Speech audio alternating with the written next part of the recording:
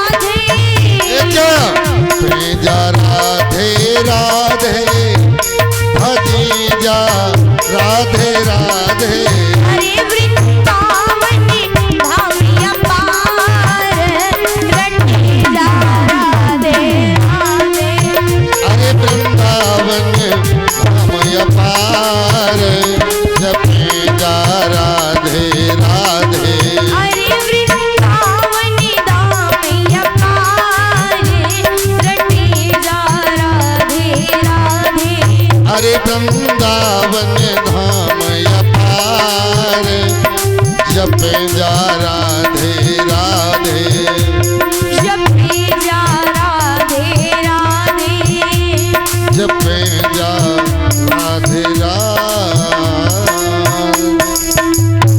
बोलिए राधे रानी सरकार की। इधर श्री सुखदेव जी समझाते हैं, हे राजन परीक्षित, भगवान अनन्य अनन्य राक्षसों का उद्धार करते हैं। कंस जो भी राक्षस भेजता है प्रभु उसे मौत के घाट उतार देते हैं। एक भी राक्षस ने लौटकर कंस को ये नहीं बताया कि कन्हैया आखिर दिखने में कैसा है, कैसा दिखता है। धीरे धीरे समय व्यतीत हुआ और एक दिन बाबा नारद आए। मैया जब बाबा नारद आए, बाबा नारद ने देखा कि कंस बड़ा चिंता में है, तो कंस से पूछने लगे, कंसराज अरे तेरी ये दशा दिन प्रतिदिन बिगड़ती क्यों जा रही है, क्या बात है?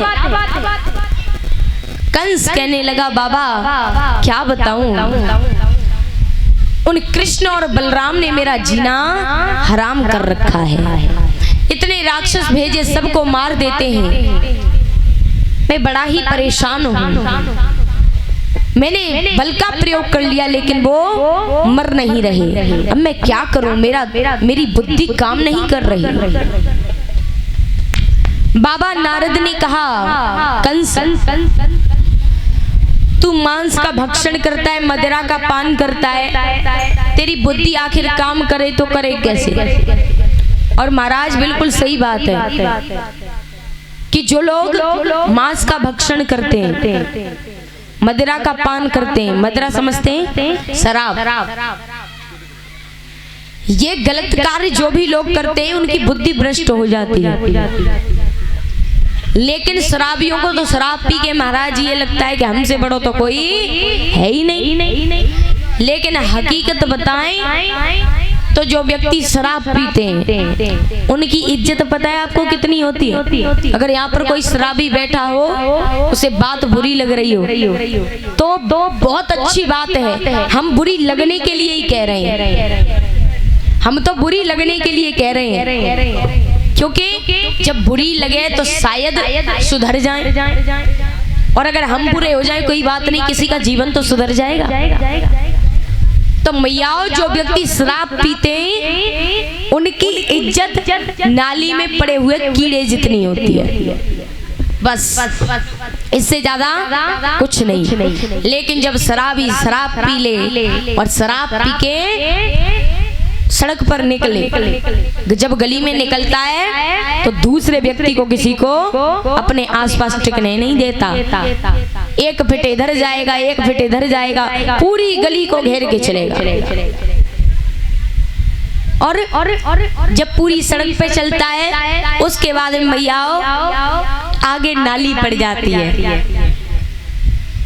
और जब नाली पड़ती है तो उसे यही पता नहीं होता कि नाली है या यहाँ पर सड़क है। तो उसी में पैर रखा और बड़े आराम से विचार करने लगा, बड़ी ठंडक है यहाँ, मुझे लग रहा है एसी चल रही है। और उसी में बैठ गए, पहले बैठ गए फिर लेट गए और उसी में सारी रात पड़े रहते हैं। अरे तुम मनुष्य हो, इतनी तो लज्जा इस मनुष्य योनि की बचा कर रखो कि राक्षसों वाले काम मत ही करो। और देखिए जो शराब पीते हैं लोग, वो तो सारी हंसी की बातें हैं, लेकिन जो वास्तविकता में लोग जो शराब पीते हैं ना, उनके परिवार की स्थिति बहुत दयनीय होती है। कई परिवार इस शराब पीने की वजह से टूट गए, बिखर गए, उनका विनाश हो गया। जानती हो माताओं क्यों? क्योंकि पति सुबह से शाम तक शराब पी रहा है, पत्नी जैसे तैसे करके घर चला रही है। रात को जब पति शराब पी कर आता है तो उस पत्नी को मारता है। वो पत्नी भी दुखी हो जाती है। कई बार तो ऐसा होता है कि माताएं दुखी होकर अपने खुद के ही प्राण दे देती हैं। तो भैयाओं, इन चीजों में कुछ भी नहीं रखा।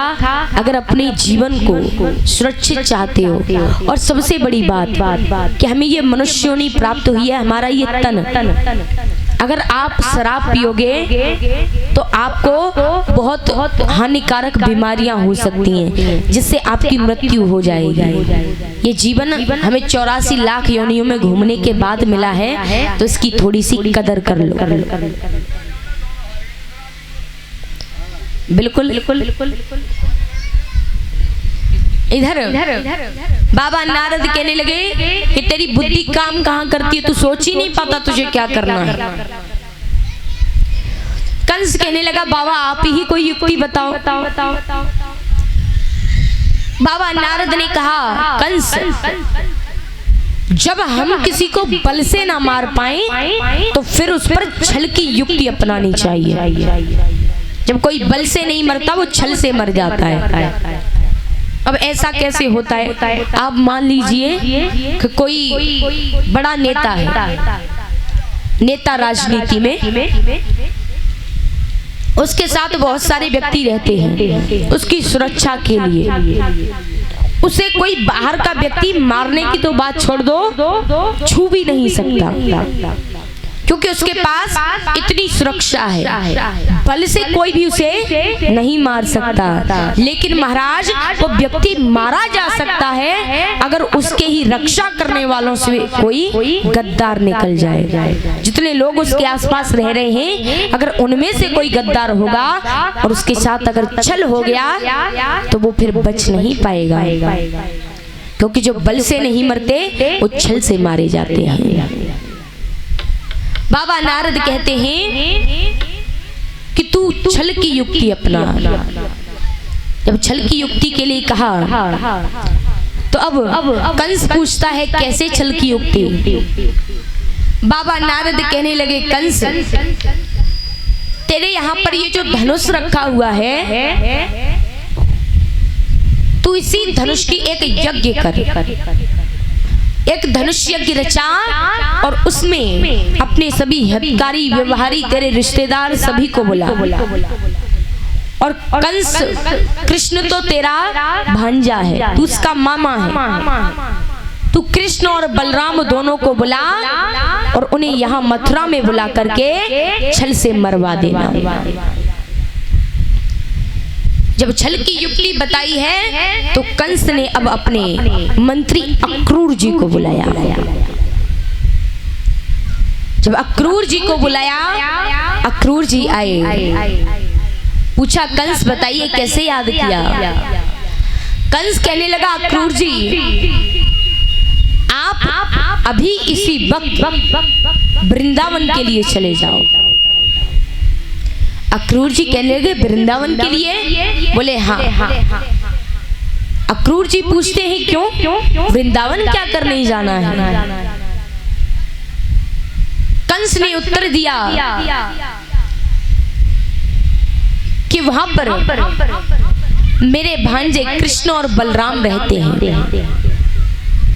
और मैं अपने यहाँ पर एक यज्ञ कर रहा हूँ। मैं चाहता हूँ कि उस यज्ञ में मेरे दोनों भांजे शामिल हों, इसलिए तुम रथ लेकर चले जाओ और मेरे भांजे कृष्ण और बलराम को अपने साथ ले आओ। अक्रूर जी विचार करने लगे कि आज तक जिस कंस ने कृष्ण के लिए एक भला शब्द ना बोला हो, वो कंस आज कृष्ण और बलराम को यज्ञ में शामिल करना चाह रहा है। जरूर कुछ दाल में काला है। और यहाँ पर सीख मिलती है कि अगर आपका कोई दुश्मन है, भगवान श्री कृष्ण का कंस दुश्मन है, एक दूसरे से ये घृणा करते हैं। कंस ने बहुत प्रयास किए प्रभु को मारने के लिए, लेकिन एकदम से यज्ञ में शामिल करने के लिए बुलाया। इससे सीख मिलती है मैयाओ कि अगर तुम्हारा कोई पुराना दुश्मन है जिससे तुम्हारी बहुत दुश्मनी थी, लेकिन एकदम से वो तुमसे बहुत ज्यादा व्यवहार मानने लगा है, इतना अपनापन जताता है, तुम जो भी कहते हो जैसे भी कहते हो वैसे कर रहा है, तुम्हें अपना अपना कह रहा है, तो समझ जाओ कि आपके साथ कुछ गलत होने वाला है। और अगर आपका दुश्मन आपके साथ भी रहने लगे फिर भी उसे अपने राज कभी मत बता देना। अगर आपने भैया ऐसा कर दिया तो आपको बहुत पछताना पड़ेगा, क्योंकि आपने देखा होगा, देखा नहीं तो सुना तो होगा ही, कि जब जंगल में एक व्यक्ति शेरों के बीच में फंस जाता है ना, शेर उस व्यक्ति को मारने वाला है, खाने वाला है, व्यक्ति बड़ा डरा हुआ है, बचने का प्रयास कर रहा है। इधर शेर भी अपने बार करने के लिए पूरी तैयारी में है।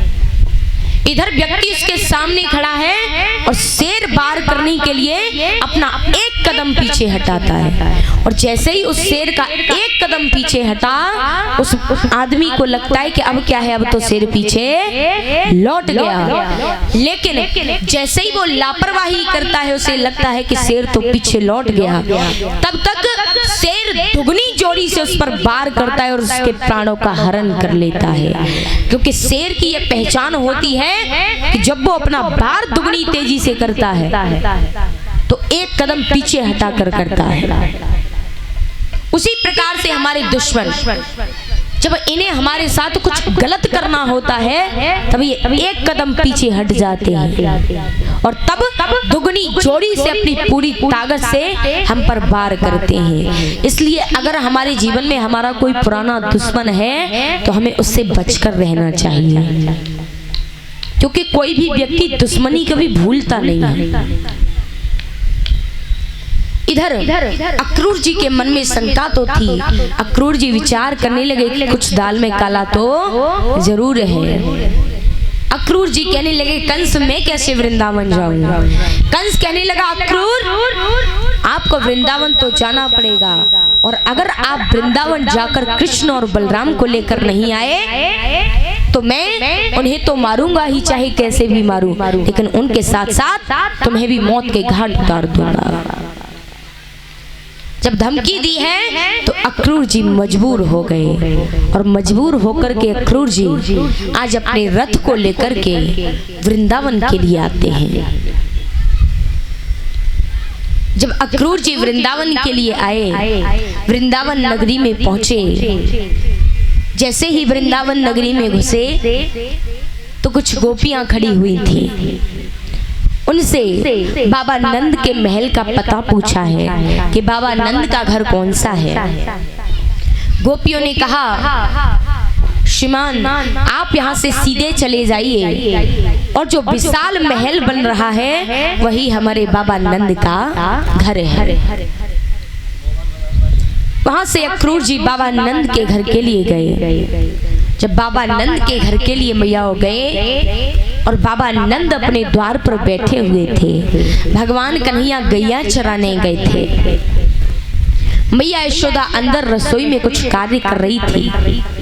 बाबा नंद ने जब अक्रूर जी को देखा तो उठकर खड़े हो गए, हाथ जोड़कर कहने लगे भैया आप आज इस गरीब के यहाँ कैसे आना हुआ। अरे मैंने इतने पत्र लिखे, इतने संदेश भिजवाए, लेकिन आप नहीं आए, आज हमारे यहाँ कैसे आना हुआ। अक्रूर जी ने कहा कुछ कार्य था इसलिए मैं आपके यहाँ चला आया। बाबा नंद ने अक्रूर जी को आसन पर बिठा लिया, जलपान आदि पिलाया। उसके बाद पूछते हैं अब बताइए कि आपको क्या काम था और किस काम से आप यहाँ आए हैं। अक्रूर जी कहते हैं कि नंद आप ऐसा समझ लीजिए कि मैं आपके प्राणों को लेने आया हूं। और जब ऐसा कहा कि प्राणों को लेने आया हूं, बाबा नंद कहने लगे आप क्या कह रहे हैं, मैं कुछ समझ नहीं पा रहा।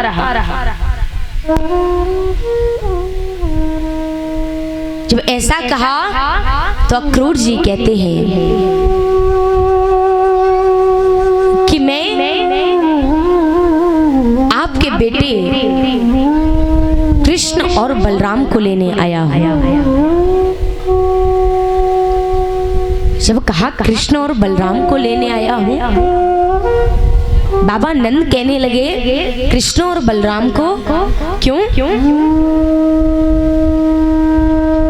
अक्रूर जी हाथ जोड़कर कहने लगे आप कह रहे थे ना कि मैं आपके पत्र पाकर भी आपके घर नहीं आया, लेकिन आज मैं आपके घर कैसे आ गया। नंद आज मैं अपने स्वार्थ से आपके घर आया हूं। बाबा नंद कहने लगे स्वार्थ? कैसा स्वार्थ, आप कहना क्या चाहते हैं? बोले मुझे कंस ने भेजा है। कंस ने भेजा है? बोले हाँ। क्यों? अक्रूर जी कहते हैं कि कंस के यहाँ पर एक यज्ञ रचाया जा रहा है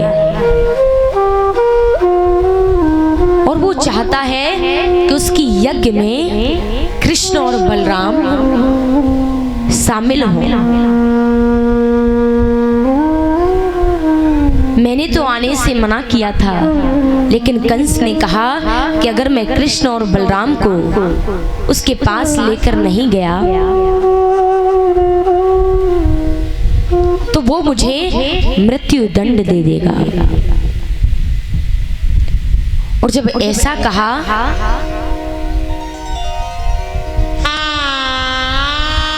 अब तो बाबा नंद के मानो पैरों तले जमीन खिसक गई। बाबा नंद कहने लगे, मेरे कन्हैया, मेरे बलराम को आप लेने आए हैं? अक्रूर जी ने कहा, हाँ, मैं आपके कृष्ण और बलराम को लेने आया हूं। बाबा नंद ने हाथ जोड़ लिए, हाथ जोड़कर कहा, आप मुझसे मेरा सर्वस्व मांग लीजिए, मेरी ये लाखों गायें, मेरा ये महल, मेरा ये पद, मेरी प्रतिष्ठा, आप मुझसे मेरा सब कुछ ले लो, लेकिन मेरे कृष्ण और बलराम को ले जाने की बात मत करो, क्योंकि कृष्ण और बलराम मात्र मेरे पुत्र नहीं, वो मेरे प्राण हैं। और अगर वो मुझसे दूर चले गए तो मैं जीवित नहीं रह पाऊंगा। अक्रूर जी कहते हैं, नंद, मैं बहुत मजबूर हूँ। कंस का आदेश है कि कृष्ण और बलराम को लेकर जाना है। आपको कृष्ण और बलराम को मेरे साथ भेजना होगा।